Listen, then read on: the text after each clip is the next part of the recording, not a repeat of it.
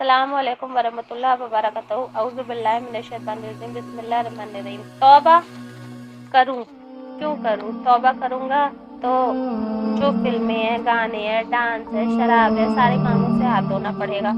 सिर्फ अल्लाह अल्लाह करनी पड़ेगी, तब तो मेरी लाइफ बहुत ही बोर हो जाएगी। फिर कैसे मजा आएगा मेरी लाइफ में? अब जिसने यही काम करा है उसे अल्लाह की बातों में मजा आएगा ही क्यों? अब जैसे कोई दो दोस्त हैं, एक नॉन वेजिटेरियन है, एक वेजिटेरियन। अब जो वेजिटेरियन है उसको तो पालक और सलाद, दाल यही सब अच्छा लगेगा, उसने तो यही खाया, उसे इन्हीं चीज़ों को खाने में लुत्फ आएगा। और उसने कभी नॉन वेज खाया ही नहीं है तो उसे पता ही नहीं है उसका मज़ा।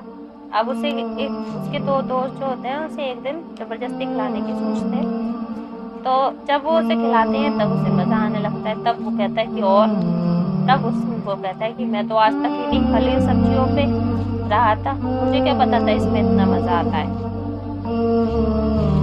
अब उसको यही लगेगा कि जब मैंने खाया नहीं था इसलिए मुझे पता नहीं था, मैंने खाया तब उसे मज़ा पता चला। इसलिए जो लोग जैसी लाइफ जीते हैं उन्हें उसी में मज़ा आता है, क्योंकि उन्हें पता ही नहीं होता है इससे आगे कि हमें कुछ और क्या करना है। तो जो लोग लाइफ, फिल्में, ड्रामा, शराब में, इन चीज़ों में सुकून ढूंढते हैं वो उनको इसी में ही पता मज़ा आता है। उनको पता ही नहीं है कि उनको मज़ा और कहाँ से आएगा। मैन्युफैक्चरर्स वेरी वेल, यानी कि जो चीज़ को जो शख्स बनाता है उसे ज़्यादा पता होता है इसमें क्या फंक्शन है और ये किस तरीके से काम करेगी। अगर हम कोई गाड़ी भी खरीदने जाएँ ना तो उसके संग एक किताब आती है कि ये कैसे काम करेगी, इसके क्या क्या फंक्शन है। तो हमको बनाने वाला कौन है? रब, हमारा अल्लाह, हमारा तबारक व तआला। हमारा अल्लाह ताला जब ने हमें बनाया तो उसे मालूम है हमें सुकून कहाँ से मिलेगा, हमारा सुकून कहाँ है। अल्लाह ने इसलिए उस किताब, हमारी किताब कुरान में फरमा दिया है कि अल्लाह के जिक्र में दिलों का सुकून है। अब कोई शख्स कहता है मुझे मिलता तो है नहीं सुकून, मैं मस्जिद जाता हूँ, बोर हो जाता हूँ, मुझे नींद आने लगती है, उसको सुकून नहीं मिलता।